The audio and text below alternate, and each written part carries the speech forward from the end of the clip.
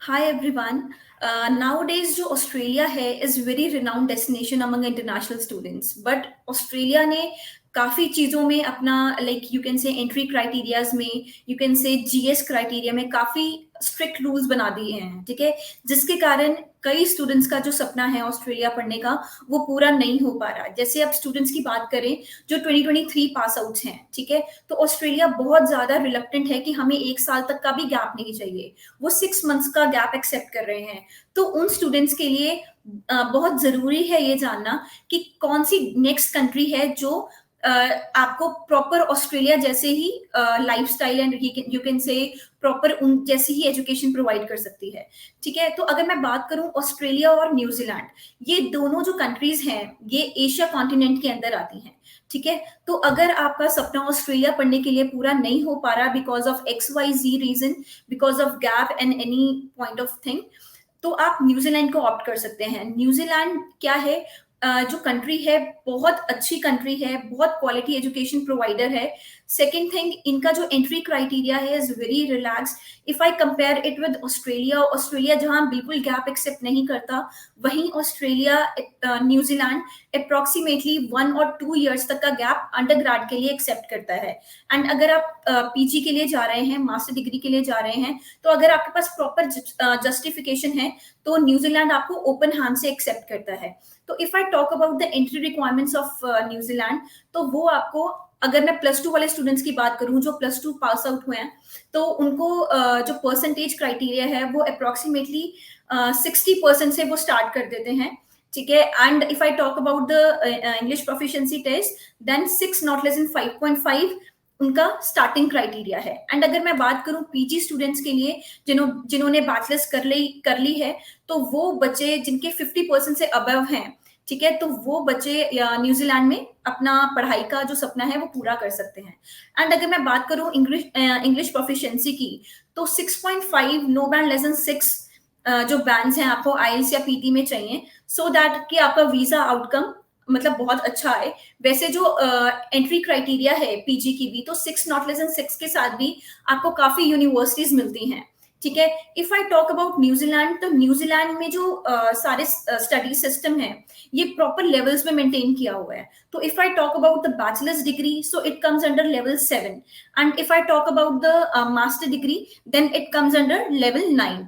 और अगर मैं बात करूं डिप्लोमास की, तो लेवल 5 और लेवल 6 जो डिप्लोमास हैं ये लेवल 5 और लेवल 6 के अंडर आते हैं। और अगर बैचलर्स के बाद की बात करूं, तो एक ग्रेजुएट डिप्लोमा है जो 7 और 9 के बीच में आता है, जो कि लेवल 8 है, जिसे हम कहते हैं ग्रेजुएट डिप्लोमा।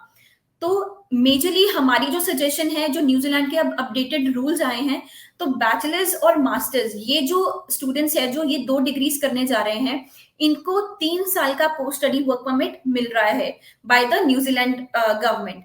बट अगर स्टूडेंट जा रहा है डिप्लोमा प्रोग्राम के लिए या ग्रेजुएट डिप्लोमा के लिए, तो स्टूडेंट को 1 साल का पोस्ट स्टडी वर्क परमिट तभी मिलना है अगर वो पर्टिकुलर प्रोग्राम ग्रीन लिस्ट के अंदर आता है। तो आजकल स्टूडेंट्स थोड़े कंफ्यूज हैं कि व्हाट इज ग्रीन लिस्ट। तो ग्रीन लिस्ट में वो प्रोग्राम्स आ जाते हैं जिनकी बहुत शॉर्टेज है न्यूजीलैंड में। तो अगर मैं बात करूं अकाउंटेंसी, अर्ली चाइल्डहुड, ठीक है, नर्सिंग, तो ऐसे काफी कोर्सेज हैं, ठीक है, जिसकी बहुत ज्यादा डिमांड है। एंड अगर बच्चा डिप्लोमा के लिए जाता है लेवल 5 या लेवल 6 के लिए, अगर लेवल 8 ग्रेजुएट सर्टिफिकेट के लिए जाता है, वो पर्टिकुलर बच्चे को पहले देखना चाहिए कि वो ग्रीन लिस्ट के अंदर आ रहा है। तो ग्रीन लिस्ट आप कैसे जान सकते हैं कि कौन सा प्रोग्राम ग्रीन लिस्ट के अंदर आता है?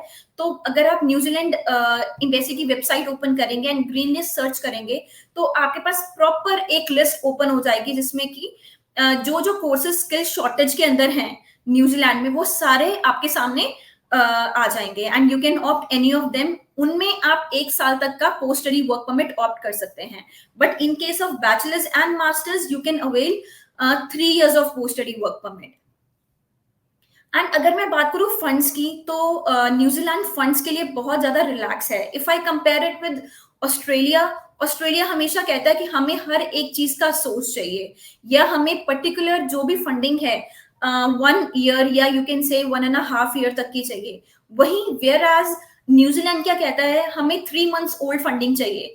अगर आपकी फंडिंग 3 months ओल्ड है तो you are ready to go to New Zealand.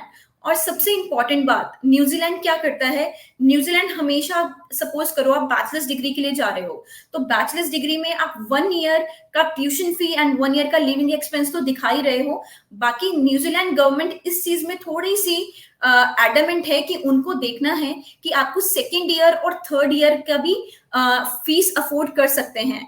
तो फर्स्ट ईयर का tuition fee and first year का लिविंग एक्सपेंस तो आप दिखा ही रहे हैं, साथ के साथ आपको प्रोजेक्शन भी दिखानी है 2nd year and 3rd year की। तो जहां पे आपको 1 साल की ट्यूशन फी, 1 साल का लिविंग एक्सपेंस आपको 38 to 40 lakhs पड़ रहा है, तो आपको अप्रोक्सीमेटली 2nd ईयर और 3rd ईयर की शो मनी जो दिखाना है अप्रोक्सीमेटली 50 lakhs तक दिखाना है, जिसके अंदर की आप डिफरेंट डिफरेंट चीजें दिखा सकते हैं, जैसे LIC पॉलिसी जो कि अभी आपकी मेच्योर होने वाली है, आप उसका सरेंडर सर्टिफिकेट दिखा सकते हैं, आप GPF PPF का फंड दिखा सकते हैं, ठीक है। कोई न्यू FD है और आपको अपनी प्रोजेक्शन के लिए दिखानी है तो आप वो यूज कर सकते हैं, ठीक है। तो ऐसे ऐसे चीजें आप शो कर सकते हैं अपना प्रोजेक्शन दिखाने के लिए। सो आई थिंक ये जो वीडियो है आपको यूजफुल होगा, and for the more information you are already like we are only 1 minute away from your call, so you can reach out to us on the given number, Study Square ka. So thank you.